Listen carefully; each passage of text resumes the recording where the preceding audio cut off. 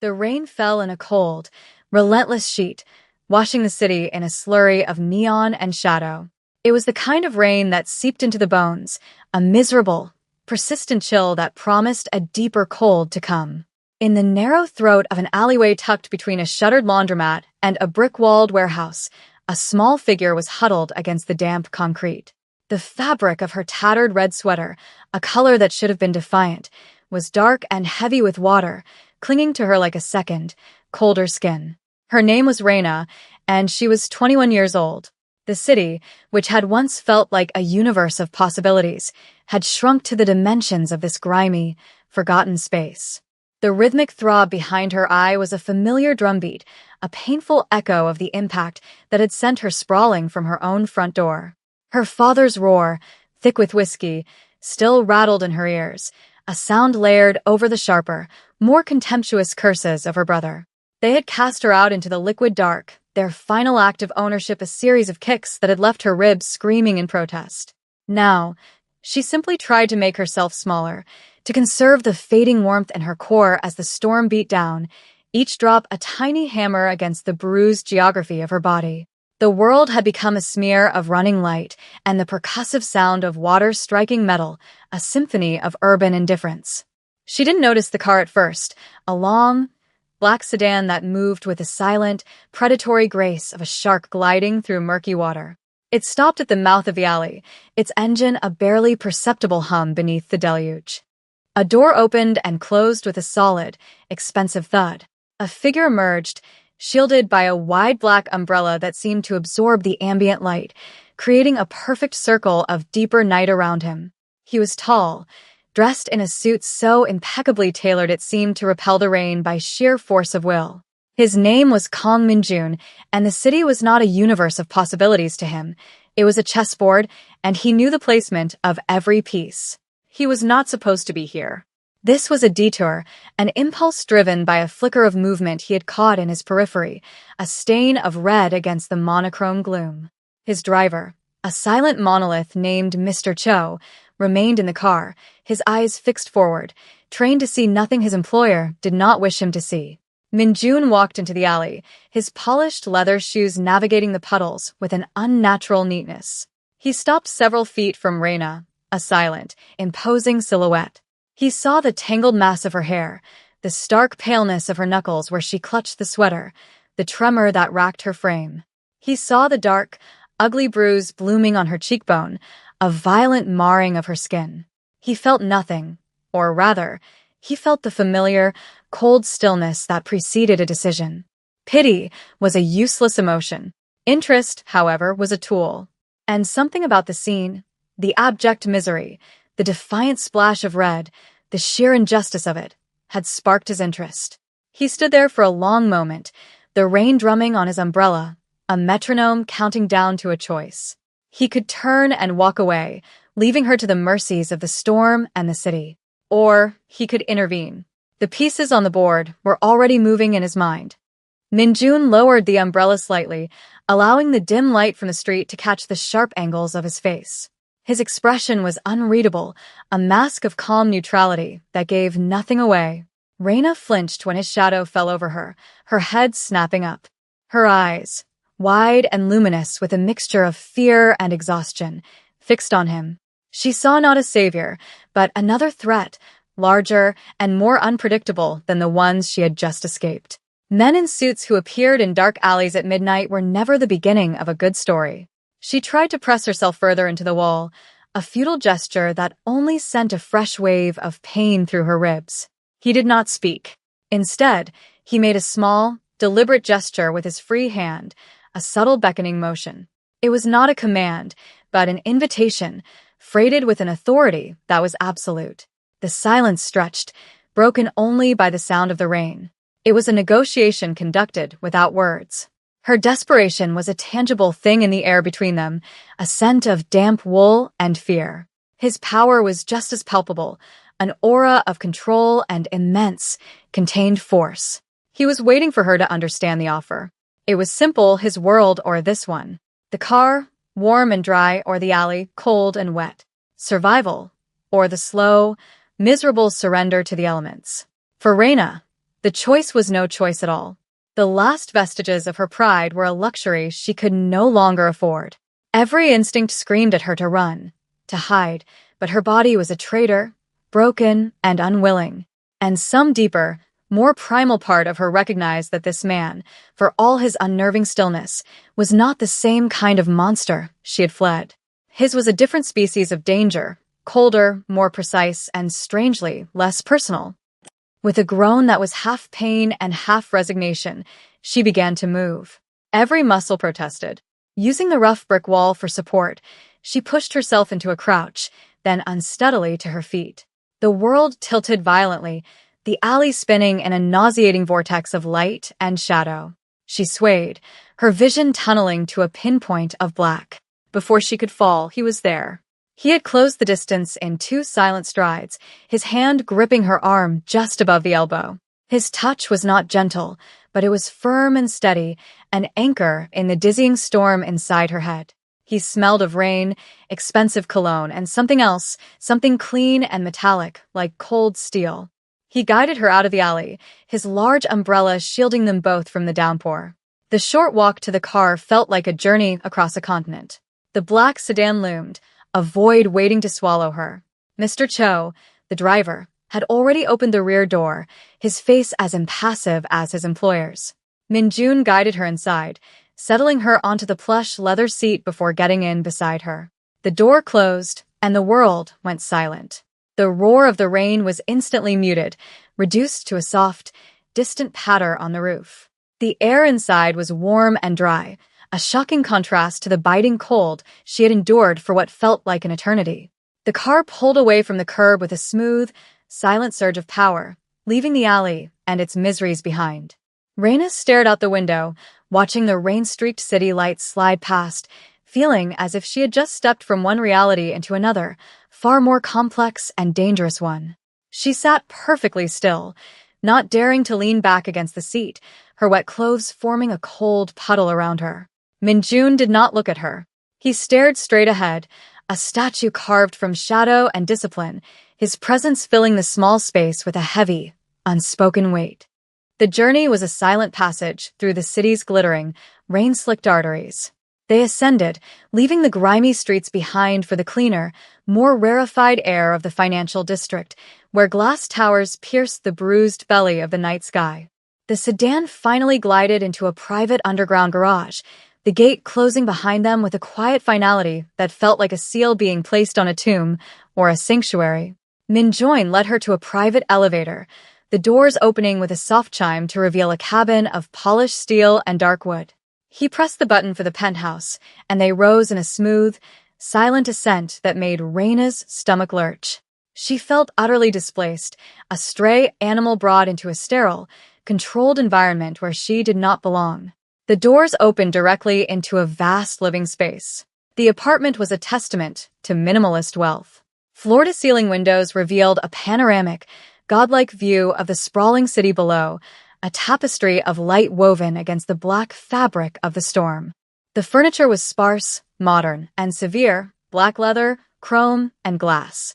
There was no clutter, no personal touch, no sign that a human being with messy emotions actually lived here. An older woman with a severe bun and a starched gray uniform appeared, as if from nowhere. She bowed her head slightly toward Min-jun. "Mr. Kong," she said, her voice low and respectful. He inclined his head in return, his gaze still fixed forward. "Mrs. Park, please see to our guest. A room, clothes, and something warm to eat. A physician will be here in 20 minutes. He spoke with the detached efficiency of a man dictating a memo. He did not look at Raina as he gave the orders for her care. Mrs. Park's gaze fell upon Raina, and for a fleeting second, a flicker of something, pity, perhaps, or professional concern, crossed her otherwise impassive face. "Of course, sir. This way, please," she said, her tone softening almost imperceptibly as she addressed Raina. Raina followed her numbly, her wet shoes squeaking on the polished marble floor. She was led down a long, silent hallway to a guest room that was larger than the entire apartment she had once shared with her family. It was as impersonal as the living room, decorated in shades of gray and white, but the bed was enormous, piled high with crisp white linens that promised an impossible comfort. Clean, folded clothes were already laid out on a chair, a simple set of gray sweatpants and a soft black t-shirt. On a small table, a tray held a steaming bowl of soup and a glass of water. Mrs. Park gestured to the adjoining bathroom. "There is a shower. Please, make yourself comfortable." The doctor is discreet. With another small bow, she was gone, closing the door softly behind her. Left alone, Raina felt the full weight of the night crash down on her. She stood in the center of the silent, luxurious room, dripping onto the pristine rug, a piece of broken debris washed up on a foreign shore. She showered, the hot water stinging her bruises, but washing away the grime and the cold. She dressed in the soft, clean clothes. She ate the soup, the warmth spreading through her slowly, chasing away the deep-seated chill. An hour later, a quiet, professional doctor examined her, speaking in low, reassuring tones as he cleaned a cut on her forehead and wrapped her ribs. He gave her something for the pain before departing as silently as he had arrived. Finally, she crawled under the covers of the vast bed. She did not sleep. She lay awake, listening to the muffled sound of the distant storm, her mind racing. She was safe, warm, and fed. But she was also a prisoner in this beautiful, sterile cage, owned by the silent, formidable man who had plucked her from the gutter for reasons she could not begin to fathom. The next morning, the storm had passed, leaving behind a sky washed clean and a city that sparkled under a pale, watery sun. Raina awoke to the unfamiliar sensation of being completely rested, the pain in her body dulled to a distant ache by the medication. She sat up, the fine cotton sheets pooling around her, and looked around the room. In the daylight, it felt less like a cage and more like a high-end hotel suite. A fresh set of clothes, simple black trousers, and a cream-colored cashmere sweater had been placed on the chair while she slept. She dressed slowly, the unfamiliar softness of the fabric a strange comfort against her skin. When she finally found the courage to leave the room, she found the apartment was silent. The vast living space was flooded with morning light, the city spread out below like a map. Minjun was standing by the window, a cup of tea in his hand, looking out at his domain.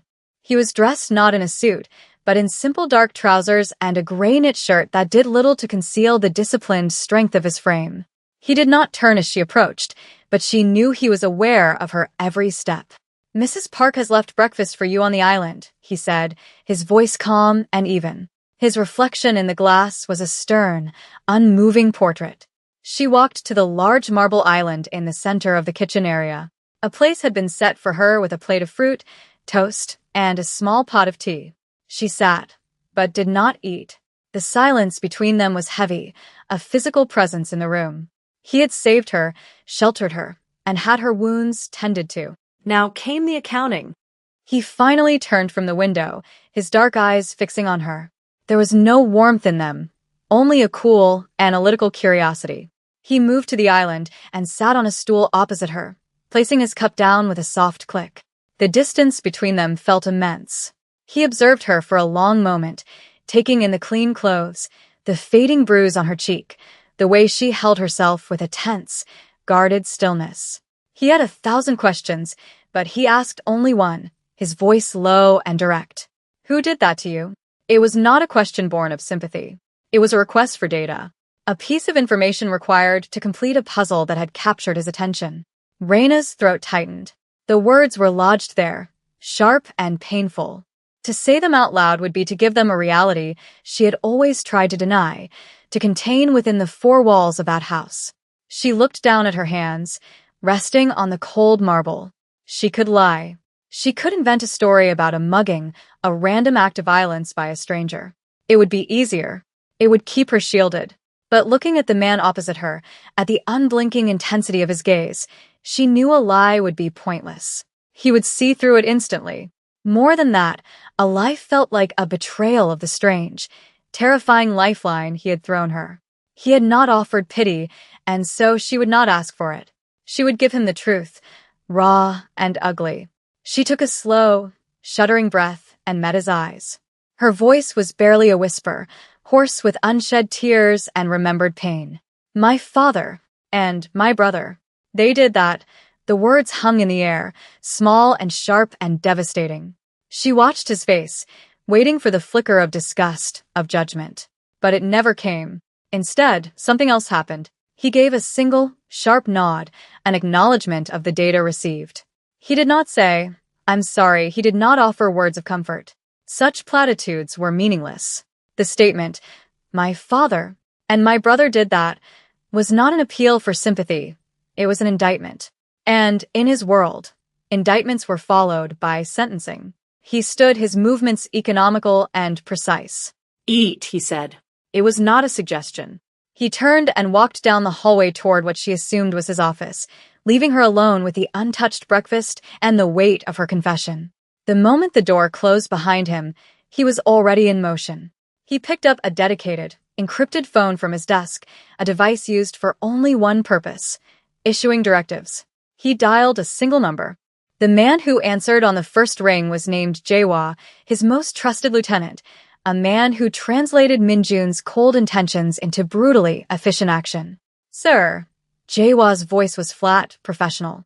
"Two individuals," Min-jun began, his tone devoid of any emotion. He gave Raina's full name, which he had already acquired from the briefest of searches the night before. Her father, Robert, and her brother, Thomas. "Find them. I want a complete profile. Financials, associates, habits, debts. Everything. I want to know every sordid detail of their lives for the past 10 years. I want to know where they drink, who they owe, and what they fear. Be discreet." "The girl is not to know." "Understood, sir," Jae-wha replied. "How long do I have?" 48 hours, Min-jun stated, before ending the call. He sat at his desk, the city spread out before him, but he wasn't seeing it. He was processing the information. The girl, Raina, was not merely a victim of random circumstance. She was the product of a specific, sustained cruelty, a systemic failure.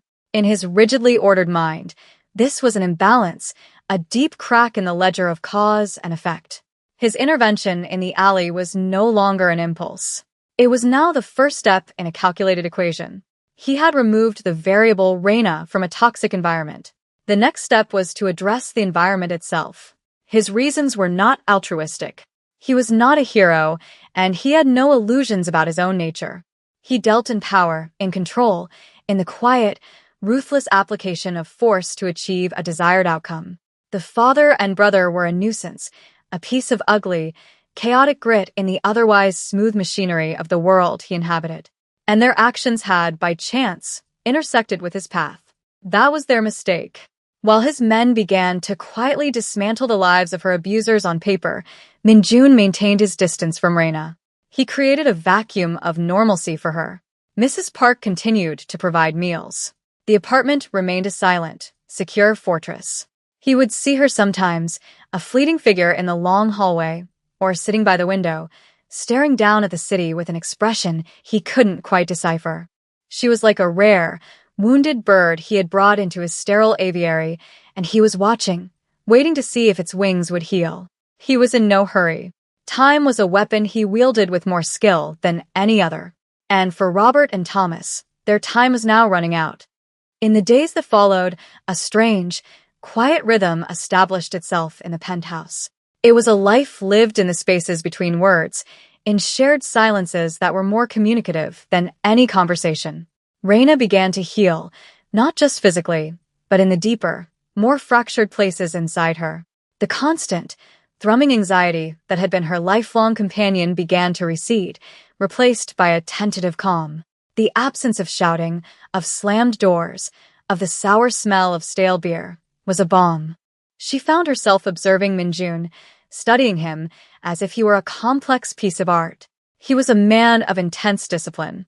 He rose before the sun, his mornings dedicated to a rigorous routine of exercise and meditation she could sometimes hear as a soft thudding or a profound stillness from the other end of the apartment. He spent his days in his office, a room she never entered, the silent heart of his unseen empire. In the evenings, they would often eat together at the large dining table, a vast expanse of polished wood separating them. The meals, prepared by Mrs. Park before she departed for the night, were always exquisite and served in perfect silence. At first, it was unnerving. But Raina soon realized the silence was not empty. It was a space of mutual observation. She watched the way he held his chopsticks, the focused intensity with which he ate, as if every action were a deliberate, meaningful choice. He, in turn, would watch her, his gaze analytical, assessing her state, her recovery, the slow return of color to her face. She was no longer just the broken thing from the alley. She was becoming a person again, and he was cataloging the changes. One evening, while he was in his office, she allowed her curiosity to lead her into the main living area. She ran her hand over the cool leather of the sofa, the sharp edge of a glass table.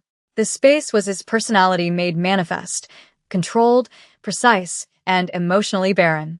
But then she saw it. Tucked away on a low shelf beneath a stark, abstract sculpture was a small collection of books. They were out of place in the otherwise sterile environment. She knelt, her fingers tracing the spines. They were not business texts or financial journals. They were volumes of poetry. Neruda, Rilke, a collection of classic Korean seijo, the original text facing a graceful English translation. It was a crack in the facade, a glimpse of a soul hidden beneath the layers of discipline and control. She pulled out the book of seijo, its pages worn and soft to the edges. She opened it to a random page, her eyes falling on a verse about the loneliness of a winter moon. It was a small, intimate discovery, a secret she now shared with him without his knowledge. It changed her perception of him. The monster, the criminal, the cold-eyed benefactor. He was all of those things. But he was also a man who read poetry about the lonely moon. It made him infinitely more complex, and in a strange way, more human. Later that night, as they sat at dinner, the silence felt different. It was less a chasm and more a shared space. She looked at him, at the hard lines of his face, and imagined him reading those words, and for the first time, she did not feel fear. She felt a profound and unsettling sense of connection, a quiet understanding that they were both, in their own ways, profoundly alone. He looked up, catching her gaze, and for a fraction of a second, his expression softened. The black ice thawed, just for a moment. He knew she had found the books. He didn't have to ask. He simply knew, and he did not mind. The call came on the third day. Minjun was in his office, staring at the digital architecture of a new acquisition on his monitor when the encrypted phone buzzed. It was Jaehwa. "It's done, sir," the voice said, flat and final. "The profiles are complete." A secure file appeared on Minjun's screen. He opened it. It was a meticulous, brutal biography of 2 failed lives. Robert, Raina's father, a history of failed jobs, mounting gambling debts owed to a particularly unsavory loan shark, 2 DUIs, and a documented pattern of domestic disturbances that the local precinct had consistently ignored. Thomas, the brother, a petty delinquent who had graduated to small-time drug dealing, deeply in debt to his own supplier, with a reputation for casual violence. The report was a litany of weakness, cruelty, and pathetic rage. It was uglier than Minjun had anticipated. He read through the associates, the habits, the fears. Robert was terrified of the loan shark he owed. Thomas was terrified of his supplier. Their entire existence was a fragile construct of blustering anger built upon a foundation of fear. They projected their weakness onto the only person they could, Raina. Minjun closed the file. The equation was now complete. He knew the variables, the pressures, the breaking points. He knew exactly which levers to pull. He made 2 more calls, his instructions delivered in the same calm, dispassionate tone. The first was to the loan shark's superior, a man with whom Minjun had a long-standing, if cold, business arrangement. The second was to the leader of the syndicate that supplied Thomas. The conversations were brief, polite, and utterly chilling. He was not making threats. He was calling in markers, adjusting balances, and subtly shifting pressures. He explained in abstract terms that 2 minor liabilities, Robert and Thomas, had become an inconvenience. He made it clear that their continued existence in their current state was no longer acceptable. He suggested that the debts they owed should be called in, immediately and with prejudice. He did not specify the method. He did not need to. In his world, such things were understood. A loan shark, given a green light from a higher power, would not be gentle in his collection methods. A drug syndicate, told one of its dealers was now a sanctioned target, would be ruthlessly efficient in making an example of him. He was not ordering their deaths. He was simply removing the thin veil of civility that had, until now, protected them. He was exposing them to the natural consequences of their own wretched lives, consequences that had been accelerated by his influence. After the calls were made, he deleted the file and shut down the terminal. He stood and walked back to the window, looking down at the city lights. Down there, in the grimy, forgotten corners of his kingdom, two small, violent men were about to discover that the world was a much colder and more unforgiving place than they had ever imagined. A debt was being paid. An imbalance was being corrected. He felt no satisfaction, no pleasure. He felt only the quiet, clean feeling of a ledger being balanced. When he joined Reina for dinner that evening, his demeanor was unchanged. He was as silent and controlled as ever. But Reina, who had grown attuned to the subtle currents of his presence, felt something different. There was a finality in the air, a sense of something having been concluded.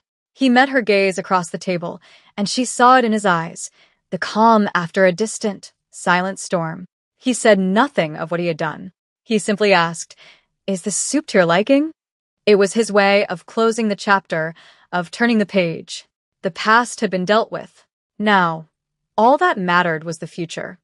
A week passed. It was a week of profound and unnerving peace. Reina's bruises faded to pale yellow ghosts, and the ache in her ribs subsided. She moved through the penthouse with a growing sense of familiarity, the sterile luxury no longer feeling so alien. Yet, a quiet tension hummed beneath the surface. She knew, with a certainty that settled deep in her bones, that something had happened. She hadn't heard from her family, but that was not unusual. What was unusual was the complete and utter silence. No angry voicemails, no threatening texts. Nothing. It was a silence so absolute it felt like an ending. One evening, she found the courage to breach the unspoken contract between them. Minjun was reading in the living area, not one of the poetry books, but a dense financial report. The lamplight carved his face into sharp planes of light and shadow. Reina stood before him, her hands clasped together to stop them from trembling. He looked up, his eyes patient, waiting. "What did you do?" she asked, her voice quiet but clear. It was not an accusation. It was a search for truth, a need to understand the nature of the debt she now owed. He did not feign ignorance. He placed a thin bookmark in his report and closed it, setting it aside.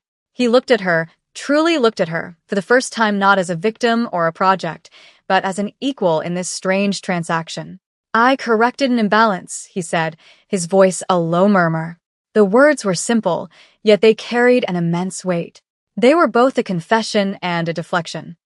"What does that mean?" she pressed, needing more. She deserved more.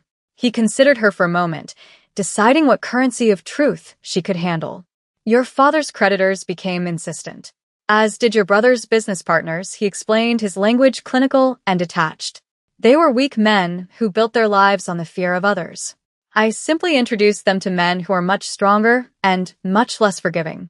They are no longer your concern." The implication was clear, and a cold dread washed over Reina, followed by a wave of something she could not name. It wasn't relief. It wasn't joy.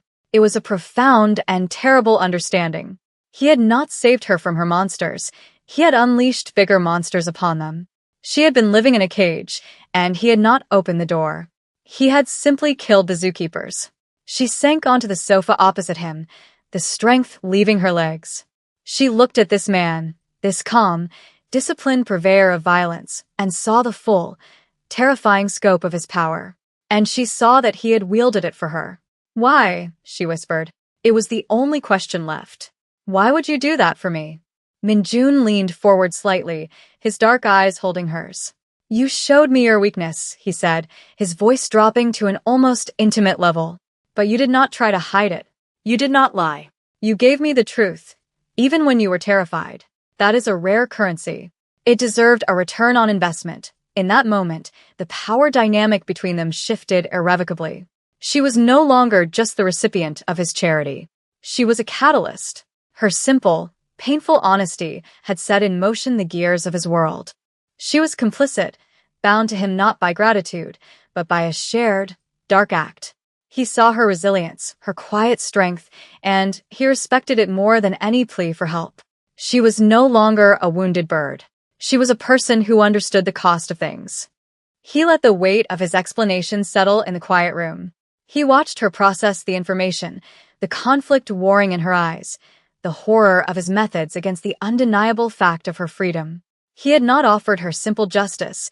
He had given her a far more complicated and binding gift. He had given her a clean slate, written in the ink of other people's ruin. After a long silence, he stood and walked to the window, turning his back to her as he looked down upon the endless river of headlights flowing through the city's canyons. The moment of confrontation was over. Now came the proposition. "You have two choices," he said, his voice reflecting off the vast pane of glass. "The first is this. I will give you a substantial amount of money. Enough to start a new life anywhere you wish. A new name, a new identity. You can walk out that door and never see me again. The past will be erased. You will be free." He paused, letting the offer hang in the air. It was a generous offer, a clean break, but they both knew it was the lesser of the two. "Or," he continued, turning to face her again, his expression serious, "you can stay." Raina stared at him, her heart pounding. "Stay and do what?" she asked, her voice barely audible. "This apartment, this life, it's not mine." "It could be," he countered. "I have many business interests. Some are less public than others, but many are legitimate. Art galleries, restaurants, real estate holdings. They require oversight. They require a mind that is sharp, observant, and understands the value of truth." He took a step closer. "I have seen you watch the city. I have seen you study the people in it. You see things others miss. You have a resilience I have rarely encountered. That is a talent. I do not like to see talent wasted." It was not a declaration of love. It was not a romantic proposal. It was a job offer. It was an invitation to become a piece on his chessboard, not a pawn, but something more. A queen, perhaps. Powerful, but still bound to the rules of his game. He was offering her a purpose, a place in his world, built on the foundation of the terrible thing he had done for her. He was offering her power. "The choice is yours, Raina," he said, using her name for the first time since their dinner. "A simple life, or a complicated one." Raina looked from his unyielding face to the city sparkling beyond the window. The city that had, only weeks ago, tried to swallow her whole. He was offering her a key to it, a way to not just survive in it, but to command a small piece of it. The thought of leaving, of taking the money and running, was tempting. It was the safe, sensible option. It was the path back to a semblance of normalcy. But what was normal? Going back to a world where men like her father and brother existed, where weakness was preyed upon without consequence. The world he had shown her was colder, more ruthless, but it had a strange, brutal logic she was beginning to understand. Here, in this penthouse in his orbit, she was not a victim. She was something else, something valued. She thought of the poetry books, the crack in his armor. She thought of the quiet respect in his eyes when she had told him the truth. He was a monster, yes, but he was a monster who had aimed his power away from her, not at her. And in her broken world, that was the only kind of safety she had ever known. Staying meant embracing the darkness. It meant becoming complicit in his world of balanced ledgers and corrected imbalances. It meant trading a simple morality for a complex and dangerous power. But leaving felt like a betrayal, not of him, but of the strong, resilient person she was becoming in his presence. She had been forged in the fire of her family's cruelty, and he was now offering her a chance to wield that fire herself. She met his gaze, her decision solidifying. There was no going back. There was only forward, into this strange new reality he had built around her. "I'll stay," she said, her voice steady and clear. A small, almost imperceptible smile touched the corner of Minjun's mouth. It was not a smile of warmth, but of satisfaction. The final piece on the board had just been placed. The game was about to begin. The seasons turned. The pale, watery sun of autumn gave way to the sharp, crystalline light of winter. The city below the penthouse windows was dusted with snow, its sharp edges softened, its noise muffled. A quiet permanence had settled into the vast apartment, a shared existence that moved with the silent, synchronized grace of two celestial bodies locked in a slow, deliberate orbit. Reina was no longer a guest. She was a fixture, a presence that had subtly reshaped the sterile environment. A vase of fresh flowers now sat on the living room table. A book she was reading lay open on the arm of the sofa. Small, human touches in Minjun's ascetic world. He had been true to his word. He began to teach her, not with lectures, but through inclusion.